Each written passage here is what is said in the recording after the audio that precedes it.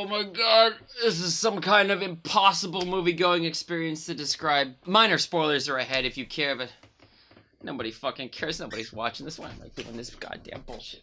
Sorry about that. I'm back. I almost killed myself, but let's get cracking here. Let's start with the beginning, shall we? Since all great reviews do, right? I fucking hated it. There was something so very wrong with this movie's opening shot. It's just this long, unbroken shot. I was feeling so fucking gone. Like I had to get out of the theater. It was like all this blur. I don't know what it was. I did not see this in 3D, so that doesn't explain it. But here our lead character, Wade Watts, just sort of lazily walks and jaunts and steps down these shacks in this beaten down town that he lives in Columbus, Ohio, aptly called the Stacks. It's just this underwhelming and poorly established intro to our world. But then right after that, the camera pulls into the Oasis, the virtual world in this movie, and it just sped by way too quickly, like at breakneck speed. Jesus Christ, I thought the Power Rangers went crazy at the end, but it just was like, because it was trying to show all the virtual world's realities over this terrible narration by Ty Sheridan, who plays Wade Watts, and it's just too much. You're bombarded by all of these rules and jargon in the world of the Oasis and in the world of Ready Player One. You can't care. A million things, you don't even know what the fuck is going on. It just camera keeps going. They don't care. This is our world. This character here. Oh, that's the bike from Akira. Blah, blah, this. My eyes felt invaded. Quickly, I grew nauseous and I couldn't see right. And all these psychedelic nightmares were shown over Ty Sheridan's miserable narration as Wade Watts. Let's talk about that name for a second. Why is it that I think that Deadpool's real name, Wade Wilson, sounds so cool, but I think Wade Watts sounds so fucking stupid? Maybe it's because he explains that his dad wanted him to have a superhero name like Peter Parker or Bruce Banner, so he settled on Wade Watts. No wonder your dad's dead. Look, man, I thought this movie was for kids or something, even with the super nostalgic references, because I walked in not knowing much about this movie or the book, and I didn't know what it was rated. I just knew Steven Spielberg was like, oh, he makes movies for kids sometimes, and then darker adult themed stuff, so I thought maybe it was this in-between thing that could be for everyone. I don't fucking know. Early on, there's a scene where this Asian businessman is killed in the virtual world of the Oasis, and he loses all the gold and money he's farmed up in the game up to that point, and apparently gold in the virtual reality world means gold in the real world, so him going broke in the game means he's broke in real life, I think. So he pulls off his virtual reality glasses in this like anxiety panic mode, you know, because he's just lost everything, and it reveals that he's in this office building setting in the real world. And so he bounds, you know, to the nearest window. He jumps on everybody's desk, and he's about to open the window to jump out and kill himself, but at the last second, one of his other coworkers comes and crashes into him and saves him, and that got a laugh out of all of us in the audience, you know. And then I thought they stopped him from killing himself. It must be because it's for kids, you know, like this little adult-themed joke in the movie, because a kid's not going to understand that guy was going to jump out the window to kill himself. And so I was just like, okay, the movie's for kids. You'll see why this is important later. I promise. There's this character named H, but it's spelled like A-E-C-H or some shit. I don't fucking know what you're thinking, Ernest Cline. What the fuck is wrong with you? Jesus fucking Christ. And this character is shown blasting through all of these video game characters like Freddy Krueger. Again, through this opening narration with the swirling of all of these images from the fucking 80s and 90s, and it's just so fucking awful. God, I feel for those suckered into seeing this in 3D. I might have just fucking thrown up all over the person in front of me. Spielberg is doing his best, you know, just cram it all in. It's just one of the worst intros into any world I could think of, because you just can't keep up what this guy is talking about with Ty Sheridan is mentioning. It's actually fucking possible. Ty Sheridan, as I pointed out, is mostly miserable as Wade. He is awkward and soft-spoken and totally cringeworthy, and you know he's a nerd because he wears glasses. All the trailers and marketing for this film were abysmal, not the least of which because I thought Ty Sheridan could not make a convincing lead for anything. Yeah, Ty Sheridan, X-Men Apocalypse, Scott Summers, Cyclops. You remember that scene in the bathroom stall? Summers! I know you're in here.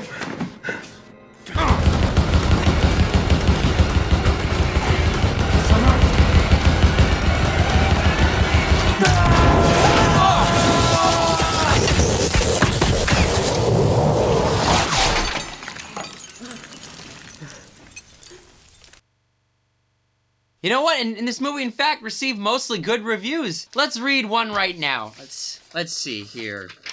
From the New Yorker. That's always a credible site. Richard Brody writes, the movie turned Spielberg in the persona of Halliday into the ultimate cool dad, converting Wade's heroism into a conjoined set of virtues centered on filial piety. Filial piety? Fuck you, pal! And the visuals! They just don't look right! They stand out amongst the perceptions of our minds, and our eyes think, this is wrong.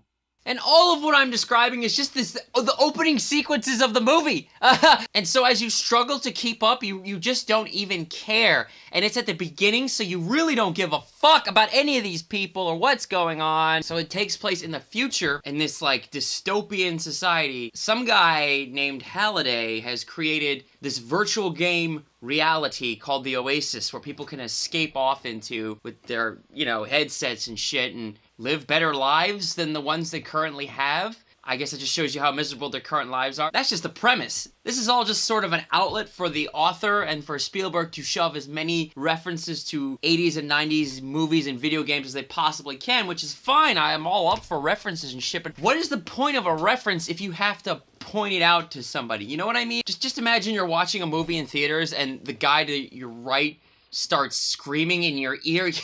Did you see that? That's the bike from Akira. Did you notice that cat? It's Hello fucking Kitty. And keep following me now, if you will. As this is happening, the guy on your left opens his laptop in the dark theater, and its bright LCD screen blinds the left side of your peripheral vision, and he begins to read out all the Wikipedia article entries of everything the guy to your right is screaming and everything on screen. In the dark! The Teenage Mutant Ninja Turtles are 4 fictional teenage anthropomorphic turtles named after Italian artists of the Renaissance. And you're sitting in the middle of these two fuckboys screaming, I know who the fucking Ninja Turtles are! Shut the fuck up! I'm trying to watch the movie! So yeah, in that scenario, the person in the middle is the audience. The two fuckboys are Ready Player One, and the movie on screen doesn't exist. Oh my god, I know that didn't make any sense. Because neither does this movie's existence. I don't understand why it was made. I don't understand why this book was made. Who is it for? Why? Like, I have to keep asking, who is this movie for? Surely I'm the target demographic, me and the generation right before mine. I noticed and understood most of the references, and yet how I cringed at so many. What am I supposed to think when I see one of the main characters riding the extremely iconic red bike from Akira, only to have another character point out, you see that? She's riding the bike from Akira! Is this for kids? What kind of dumbass shit is this? Anyone who knows Akira will immediately recognize that bike, and many who have never seen the film will as well. Pointing out where it's from does less than nothing for us as an audience. If people don't know what Akira is, they'll go home and Google what was the bike that Artemis was driving in the race, and that's how they'll figure it out. Why pound us over the head with information we already know, should know, or have yet to know? I don't know, man. That just sucked out so much of the fun. And it isn't just this one scene or one little wink here and there. It's the whole fucking movie is like this. Nearly all of the pop culture nods and references were pointed out explicitly by the characters in the movie. It felt so intrusive. They were all pointed out and deeply explained like you're an idiot. This is the kind of movie that makes you hate being a fan of things. In a pivotal scene halfway through the film, our protagonist spouts, a real fanboy can spot a hater. What? Is this connoting a form of elitism when we know things that others don't? Or a form of ignorance that others don't know things that we do?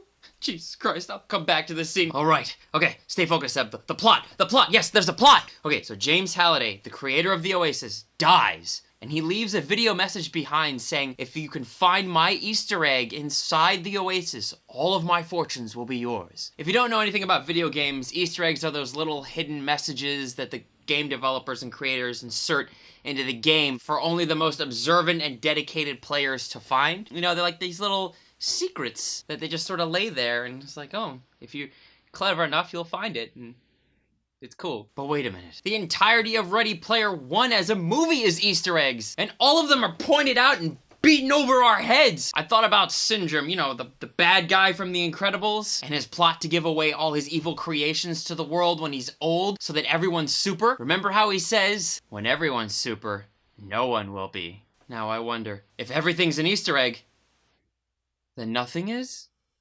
Okay. I just realized I filmed the last hour without a microphone. Oh god, I'm gonna fucking kill myself. So whoever can find his Easter egg gets $500 billion or whatever the fuck it was, and control of the Oasis. But a little bit about the Oasis's creator. This man by the name of Halliday makes this virtual reality because he feels so alone in the real world. Simon Pegg plays his best friend Ogden Morrow. Halliday's played by Mark Rylance. He's definitely one of the film's highlights. Well, after I realized the microphone wasn't attached, everything I just recorded was out of focus. Oh god, I'm never gonna finish this review. Ah! Listen, I'm sorry. I'm gonna finish this. I'm going to finish this review. We're going to do this together. All right. Back to the story. There are these 3 keys set up in the Oasis to get to Halliday's egg, and Wade and his best friend H try to obtain them. Well, everyone is trying to obtain them, you know, like those pirates all looking for One Piece, but you get what I mean. Sorry, I'm panicking, making sure I'm still in focus here. Okay, good. You all can see me, right? Right? Can I see myself? To get the first key, they must win a race that no one has won. It's here that they meet the female Artemis, who rides the bike from, yeah, you guessed it, Akira. But let's talk about how these CGI characters look and feel, the avatars of our guys from the real world, because they look different in the Oasis, because you can like customize your character like playing fucking World of Warcraft or some shit, and you look different in the Oasis than you do in real life to hide your identity, and your name is different and all that shit. Wade is actually a guy named Parsifal. Wade's avatar Parsifal eerily resembles Titus from Final Fantasy X. Trust me folks, that ain't a good thing. His friend H looks like this hulking orc and has this voice I had trouble adjusting to. During the race scene, H mocks Wade's avatar by saying, yeah, you go on with that something about Mary hairdo. No one laughed. There are dozens of these awkward jokes and references like that made for an audience that the movie is not sure who is. This is all supposed to be callbacks to games and movies from the 80s and 90s. Yet there are these unusual pandering attempts at modern day pop culture. Just listen to how Wade points out Artemis during the race scene. That's the Artemis! I watch all her Twitch streams! I wanted to blow my brains out. Maybe this is your cup of tea, and yeah, I enjoy my share of references, to a point. But man, I don't know, seeing our lead drive a DeLorean just because, and collecting coins of fallen players around him during the race scene just isn't as great as you think it could be. And then the T-Rex from Jurassic Park shows up on the roads of the race and I don't care. And King Kong is the big monster at the end that no one can get past, and who gives a fuck? And I haven't even talked about the bad guy. But get ready for the antagonist of this story. Who else to be a villain in a movie about video games than some evil corporate business head who only cares about money and power? Here that tropey villain is played goofily by Ben Mendelsohn. Hey! Get out! Shoot! Whose bad guy Nolan Sorrento is as dopey as I've seen recently. Wait a minute, Ben Mendelsohn? Why does he look familiar? Krennic in Rogue One?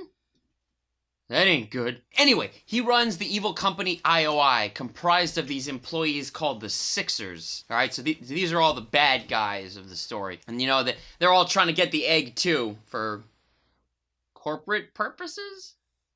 Early on in a meeting with his board, Sorrento talks about maximizing his shareholders' profits, and he ignores the threat of Wade and Artemis advancing on all the keys, you know, because they can monitor them in the Oasis, and they're following them, and they're also trying to beat them to the keys. But yeah, there's a scene about shareholders in this movie. I can't believe I'm going into this much detail. Nobody's watching this. Why am I talking about this?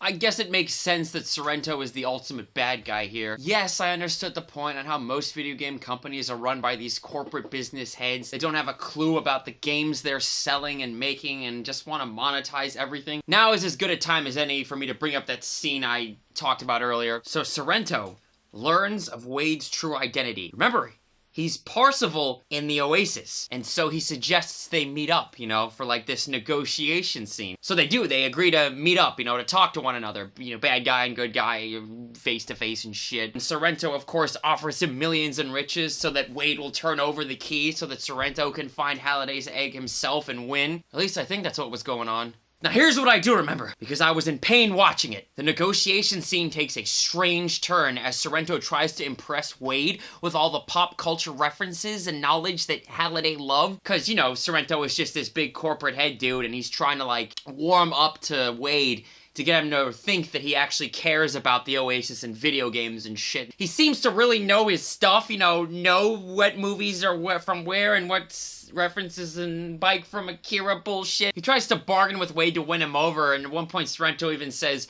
once I have the egg, I'll change all the schools in the Oasis to be like the one from the Breakfast Club. Fucking shoot me. Then the camera shockingly cuts away to another room, and we realize Sorrento is being fed nerd culture tidbits through his headset by the guys in the other room. But Wade knows better and delivers that oh so cool line, a real fanboy can spot a hater.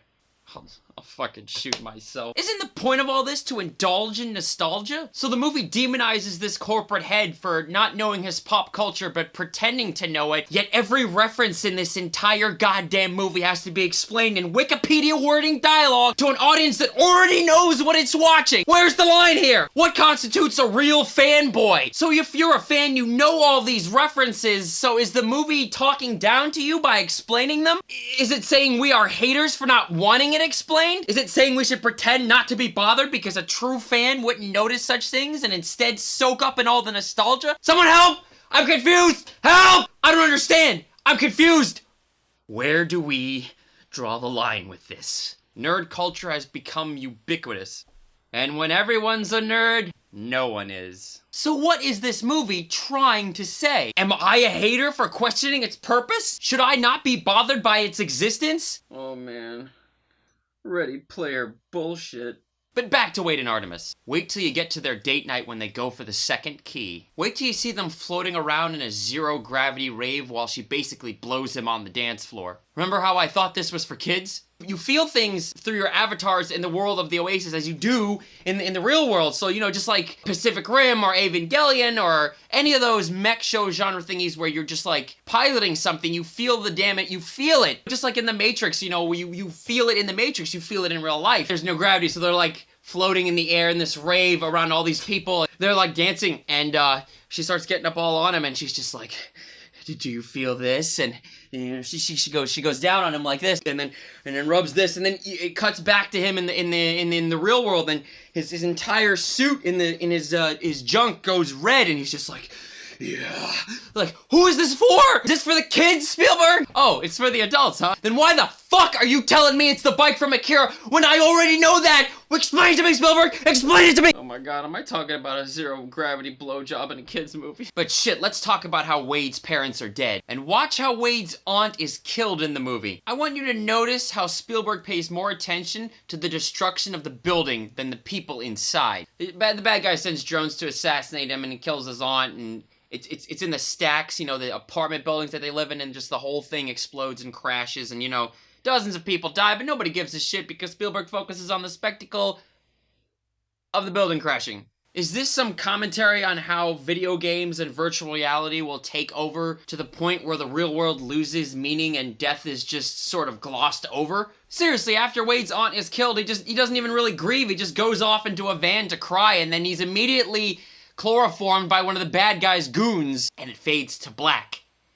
And that's it. No more talking about his aunt ever again. Not that they ever talked about her before. You see her maybe 2 times in the movie. There's some of the worst scenes ever because she has this abusive boyfriend, you know, who's Wade's stepdad, I guess, and it's just so bad. Is this shit still on my hand? Maybe we're not supposed to care, but I don't think that's the point. I think this part of the movie just extra sucks. I think at some points there is some magic here, because these characters must solve these complex and supposedly esoteric clues and riddles to find Halliday's egg, but too often I recognize that they knew answers to things just because they did, and not because they logically got there. The stupid scene from National Treasure pinged in my mind. You know the one, where Nick Cage looks at a building of 1,000 bricks, and somehow discerns that the magic glasses he needs is in the one that the sun is randomly pointing to, and he's right! What a piece of shit movie. Sometimes Wade and Artemis know things like Nick Cage, and sometimes they genuinely figure it out on their own. I'll let you decide which scenes are which. But listen to how they figure out that The Shining is a major piece to find the next key. Wade and Artemis just sort of deduce this shit?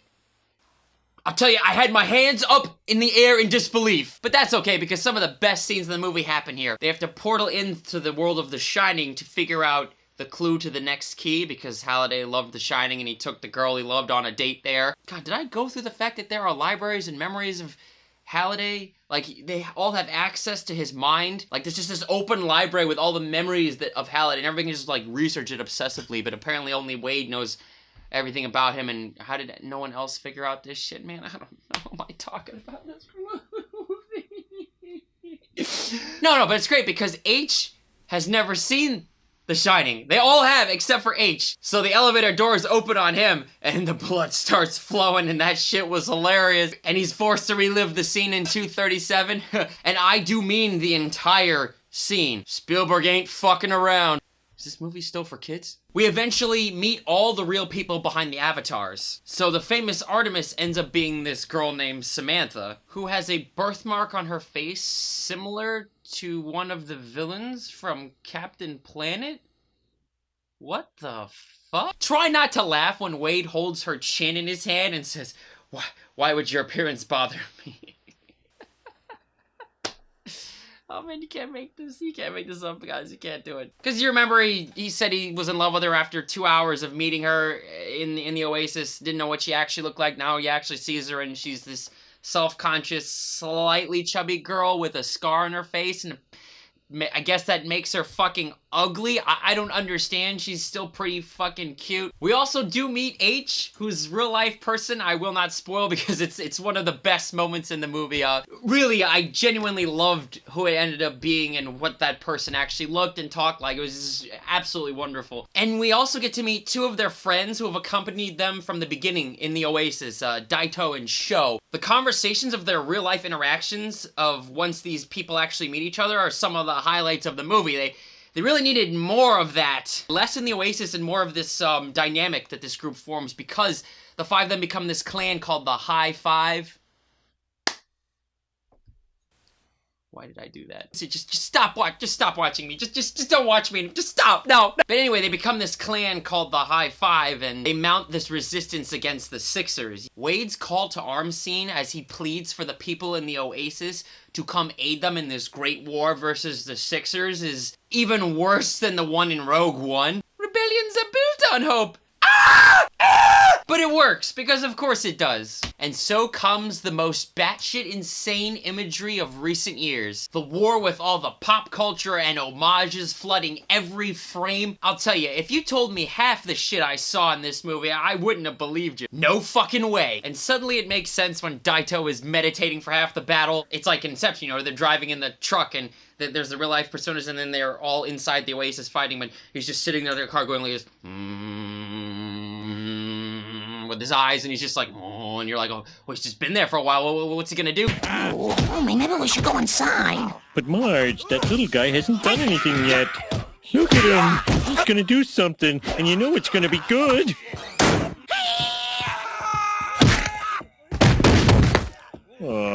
And when I saw him summon the form of a Gundam to battle Mechagodzilla to avenge the fallen Iron Giant, I thought, yeah, I'm probably not going to see a crazier movie than this all year. But we were in this, you know, bougie upper-class theater, and there's just a lot of people who generally you don't consider anime fans, and they had no idea what was going on, and my friend and I were dying laughing, because they didn't know what the fuck Gundam was, and the Asian dude, one of the only Asian dudes was just doing this, and he, Watashi wa Gundam, or whatever, I summoned the form of Gundam, and then, whooshing, you know, it was amazing, absolutely amazing, this 10 out of 10 amazing moment. It's a fucking Gundam fighting Mechagodzilla and the Iron Giant is in there and I'm like, oh my fucking god. We were just surrounded by silence at the insanity on screen, and you know, this is probably one of the highlights of my year. That alone was worth the price of admission, honestly. And the Sixers being in the world of The Shining to find the key, oh my god, it's one of the funniest things I've ever seen. And when the battle is over and the movie gets to where it's finally going, something happened. I don't understand it, but the ending got to me. Don't ask me how or why. I hated so much of this movie, but the ending made it for me. Somewhere buried deep in this commercial mess, there was some heart. Damn you, Spielberg, and your maudlin classical storytelling. It's carried, I think, by Mark Rylance's scene at the very end. It's moving, and it attaches some feeling in this otherwise pointless experience. Maybe after a while my eyes adjusted to the weird CGI and I just went with it. And Simon Pegg has some great moments as well. I mean, when he says the line, "The Oasis was never meant to be a one-player game." It was great out of nowhere. Also, I was surprised at how effective the reveal of the very first Easter egg in video game history was. Because I didn't know what it was, and they actually show you that it was in this like Atari game, and it was that the creator put his name in it, and if you found it, his name would come out on the screen. And just the way that Spielberg films this scene is actually kind of magical. I'm shocked, like, where was this in the rest of the movie? So maybe this is just a story about friendship and nothing more. But what a bizarre way of telling it. Restraint would have done wonders here. Oh well. Sadly, Ready Player One is a series of unfortunate cringing, punctuated here and there with some moments of delight and wonder. I believe most moviegoers will be frustrated with the bad outweighing the good in this. And I couldn't even begin to tell you how or what Samantha was doing to save the world at the end, even though the movie follows her every step of the way. And always I was bombarded with the winks and the nods and the slaps to my face with pop culture references. The beginning is pitiful, and there's a full hour in the middle that made me just want to stop watching. But the ending, I really enjoyed. Somehow. There is good in Ready Player One, even some greatness in it, but many will not make it past the trash to find it, and I won't blame them. I won't blame them. At times this is the weakest of Steven Spielberg, and after seeing this I'll never read the book. I asked before who this movie is made for. If you answer everyone, I'll point you back to Syndrome's logic. A movie made for everyone is for no one.